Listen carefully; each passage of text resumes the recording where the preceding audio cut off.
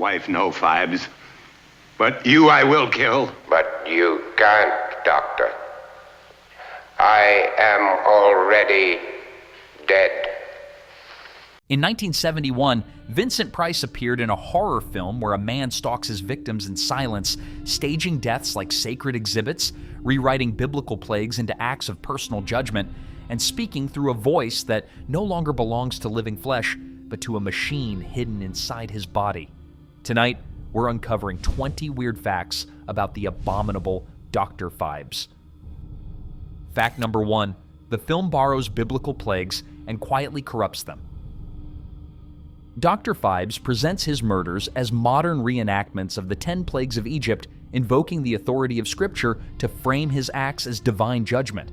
Yet the film makes no effort to honor the biblical account with fidelity. Instead, it reshapes those plagues into something far more intimate and unsettling, transforming collective punishment into personal execution and spiritual narrative into theatrical display.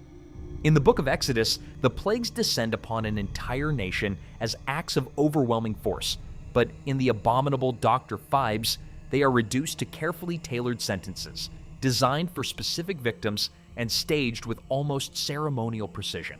The shift is deliberate and deeply disturbing because it strips the plagues of their moral distance and replaces it with obsession, allowing Phibes to cloak revenge in the language of righteousness.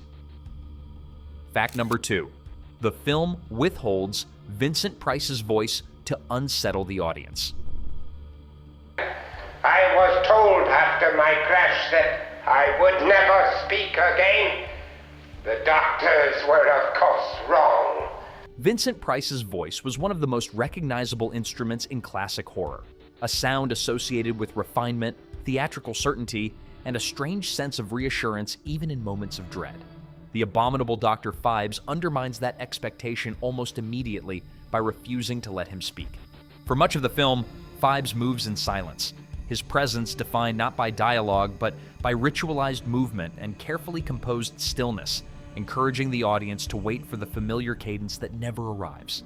That absence creates discomfort rather than suspense, turning anticipation itself into a source of unease. When speech finally comes, it does not restore balance or humanity, because the delay has already transformed Price from a performer into something less familiar, less accessible, and far more unsettling than any monologue could have achieved. Fact number 3. Phibes' voice is mechanical, not human. Work will be finished, and then my precious... When Phibes finally speaks, the film reveals that the voice does not originate from living flesh at all, but from a mechanical device surgically embedded into his body, replacing natural speech with something artificial and unfeeling. The sound that emerges is flat, controlled, and eerily distant, devoid of the warmth or theatrical inflection audiences associate with Vincent Price. This choice reframes the character entirely, transforming Phibes into a figure suspended between life and death, his body no longer governed by instinct or emotion, but by machinery and design. Speech becomes an extension of his revenge rather than an expression of self. In removing the humanity from his voice, the film quietly suggests that grief has not merely changed Phibes, it has rebuilt him, converting a man into an instrument whose only remaining function is judgment. Fact number 4, the film's time period is intentionally unstable. Although the abominable Dr. Phibes is set in the 1920s, it resists the comfort of historical authenticity, allowing subtle anachronisms, particularly within the music, to disrupt any sense of temporal certainty. These details rarely announce themselves, but their cumulative effect is disorienting. The film's world begins to feel less like a specific era and more like a distorted memory of one, polished and preserved, yet slightly misaligned, as though time itself has been filtered through obsession. Nothing feels firmly anchored, and that instability quietly mirrors Phibes' psychological state. Rather than grounding the audience in period detail, the film leaves them adrift, reinforcing the sense that this is not the past as it was, but the past as it has been embalmed and rearranged by grief. Fact number 5, the music is designed to contradict the horror. Composer Basil Kirchen approached the abominable Dr. Phibes with an unusual restraint, scoring moments of violence with melodies that are elegant, even romantic, rather than overtly frightening. Instead of amplifying terror, the music drifts alongside it, creating a dissonance that is emotional rather than auditory. The effect is deeply unsettling as the audience struggles to reconcile what it hears with what it sees, unsure whether a scene is meant to feel tragic, grotesque, or strangely beautiful. The score refuses to instruct the viewer how to react. In doing so, the music transforms the film into something closer to a ritualized performance than a conventional horror narrative, where elegance does not soften brutality but sharpens it, reminding us that in Phibes' world, horror is not chaotic, it is composed. Fact number 6. The film was marketed as a love story, without removing the horror. When the Abominable Dr. Phibes was released, its advertising made an unsettling choice. It framed the film not simply as horror, but as a romance. This was no accident. American International Pictures deliberately echoed the language of Love Story, the hugely popular romantic drama released just 1 year earlier, twisting its sentiment into something grotesque. The implication was chilling. Phibes does not kill in spite of love. He kills because of it. His devotion is sincere, his grief absolute, and the violence that follows is presented not as madness, but as fidelity taken to its most diseased extreme. By selling the film this way, the studio quietly reinforced its central idea, that love, when embalmed in obsession, does not fade. It calcifies, and once it does, it can justify almost anything. Fact number 7. Peter Cushing was originally cast until real life intervened. The role of Dr. Vesalius, the film's quiet moral counterweight, was initially offered to Peter Cushing, whose presence would have paired him once again with Vincent Price, uniting two pillars of classic horror cinema. The casting made sense artistically and historically, but Cushing withdrew from the project for reasons far removed from filmmaking. His wife Helen was gravely ill, and he chose to remain at her side, stepping away from his career during her final months. Joseph Cotten ultimately took the role, bringing with him a very different energy, less severity, more restraint, and a subdued melancholy that subtly reshaped the film. The result is an antagonist who does not confront Phibes with force, but with quiet disbelief, making their conflict feel less like a battle and more like a tragedy unfolding in slow motion. Fact number 8. The woman who motivates the entire story went uncredited.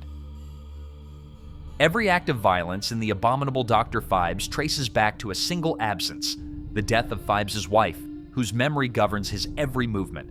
And yet the actress who portrays her, Caroline Munro, appears in the film without a screen credit. At the time, Munro was contractually associated with Hammer Films, and her appearance in a rival production created complications the studio chose to avoid quietly by erasing her name from the credits altogether. The omission feels eerily appropriate. The woman at the center of the story exists only as a memory. Fact number 9. The film's world was designed to feel sealed off from life. One of the most striking qualities of Dr. Phibes is its visual environment, built almost entirely from ornate Art Deco interiors that feel less like rooms and more like reliquaries. Every space is symmetrical, polished, and meticulously arranged as though it were never meant to be lived in. Rather than disguising the artificiality of studio sets, the filmmakers embraced it, allowing the film to unfold in a world that feels preserved rather than inhabited. Characters move through corridors that resemble memorials, not homes, reinforcing the sense that Phibes exists in a space already devoted to the dead. The effect is subtle but pervasive. This is not a living world slowly decaying. It is a beautiful world already embalmed, waiting only for judgment to be carried out within it. Fact number 10. A real Victorian cemetery anchored the film's fantasy. To counterbalance its theatrical interiors, the Abominable Dr. Phibes incorporated exterior filming at Highgate Cemetery in London, one of the most famous Victorian burial grounds in the world. Its winding paths, looming monuments, and Gothic statuary carry a history that cannot be fabricated. Highgate lends the film a quiet authenticity, grounding its stylized fantasy in a place shaped by real mourning and real loss. The contrast is deliberate. Ornate artifice gives way, briefly, to genuine stone and earth. By weaving reality into its dreamlike design, the film reminds the audience that beneath all the pageantry, death is not symbolic. It is physical, and it waits patiently even in the most beautiful places. Fact number 11. Early drafts presented Phibes as far less tragic. In its earliest incarnations, the Abominable Dr. Phibes leaned much harder into cruelty, presenting its title character not as a figure shaped by grief, but as something closer to a traditional sadist, coldly engineering suffering without emotional complication. The violence was sharper, the irony thinner, and the sense of sorrow largely absent. During development, director Robert Phibes made a decisive shift, steering the film away from outright brutality and toward melancholy, reframing Phibes not as a monster driven by pleasure, but as a man emptied by loss and held together only by ritual. The murders remained elaborate, but their purpose changed, becoming expressions of devotion rather than indulgence. That adjustment alters the entire experience of the film, inviting the audience not to fear Phibes in the conventional sense, but to observe him as one might observe a relic. Dangerous, yes, but also mournful, preserved in the exact moment where grief stopped evolving and hardened into obsession. Fact number 12. One death was redesigned to feel completely inevitable. During pre-production, one of the film's most infamous deaths was reconsidered after the filmmakers realized that its original staging allowed too much hope, too much possibility for escape, and therefore too much relief. That sense of agency ran counter to the world Phibes inhabits. The sequence was reworked so that the environment itself became the executioner, closing in gradually, removing options one by one until the victim's fate felt sealed long before the moment arrived. The emphasis shifted away from struggle and toward suffocation, both literal and psychological. What remains in the final film is not a shocking burst of violence, but a slow recognition of inevitability, a scene that forces the audience to sit inside the certainty of what is coming, mirroring Phibes' own unwavering belief that judgment once pronounced cannot be appealed. Fact number 13. A future icon passed briefly through the film and vanished. Among the film's lesser-known curiosities is the presence of Joanna Lumley, appearing early in her career in a minor role as a laboratory assistant, her screen time fleeting enough to escape notice for most viewers. At the time, she was unknown, her future success unimaginable. In the final cut, her scene was removed entirely, leaving behind little more than a production footnote and a trace of what might have been.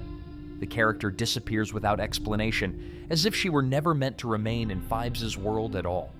The removal feels strangely appropriate. Dr. Phibes is filled with figures who appear briefly, serve their purpose, and are erased, reinforcing the sense that this is not a story governed by continuity or consequence, but by a single unyielding obsession that allows no room for lives outside its orbit. Fact number 14. A legendary performance may have been lost to the edit.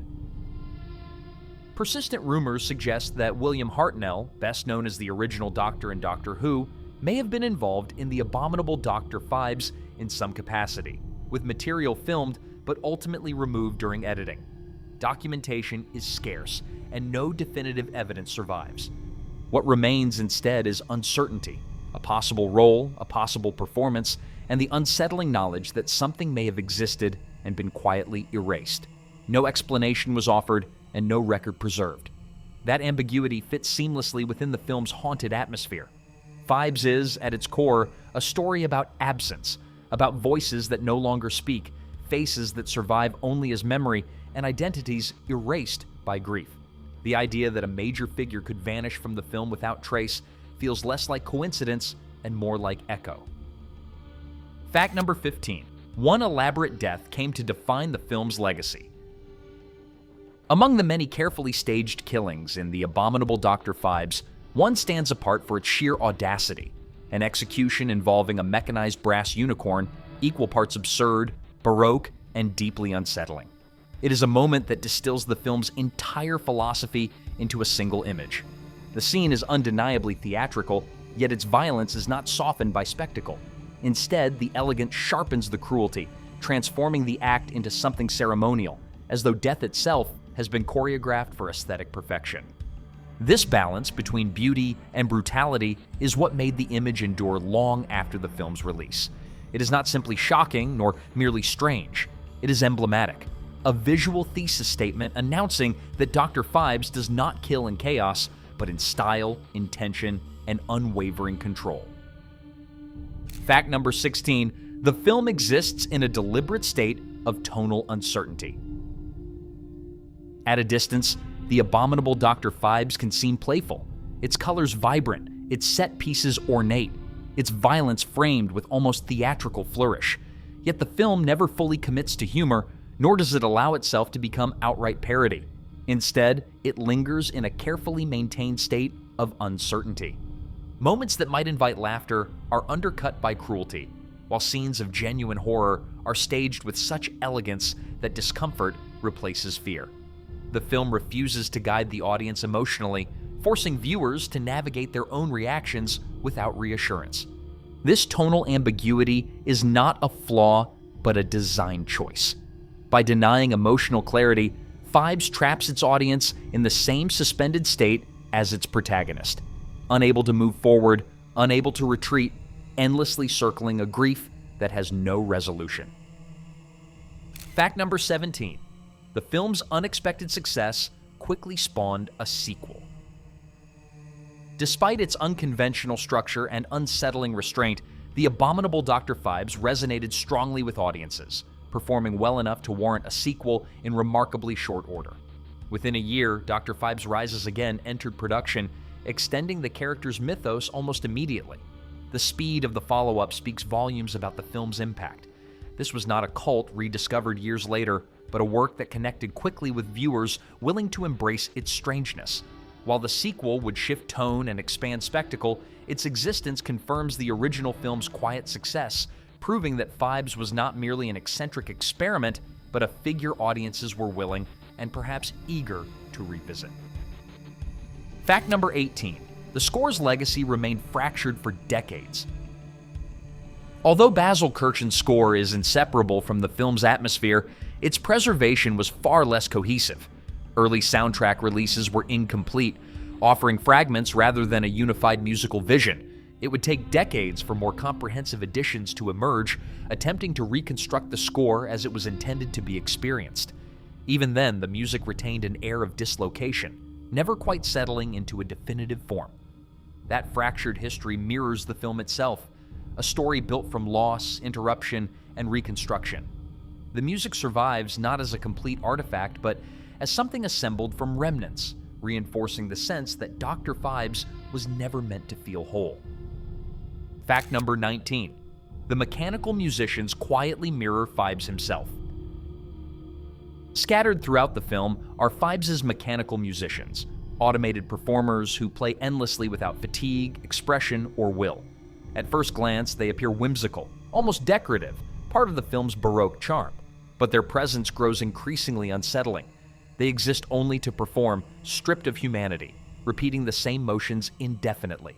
In this way, they become reflections of Phibes himself, a man who has replaced living impulse with ritual, whose grief has mechanized his existence. The musicians do not simply accompany the action, they echo it, embodying the film's vision of life reduced to function, motion without soul. Fact number 20. The film's lavish appearance masks a modest production. By the standards of its era, The Abominable Dr. Phibes was not an especially expensive production, and yet its visual richness suggests extravagance at every turn, from the symmetry of its sets to the careful orchestration of color and light. This illusion of opulence was achieved not through scale, but through precision. Every frame was designed, every element placed with intention, creating an atmosphere that feels curated rather than constructed. The result is a film that appears far grander than its budget would suggest, a reminder that horror, at its most effective, is not purchased through excess, but crafted through control.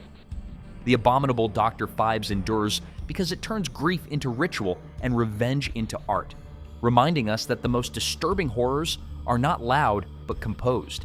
If you enjoyed this descent into one of horror's strangest creations, be sure to like the video, subscribe for more classic horror deep dives, and let us know in the comments which film should be unsealed next.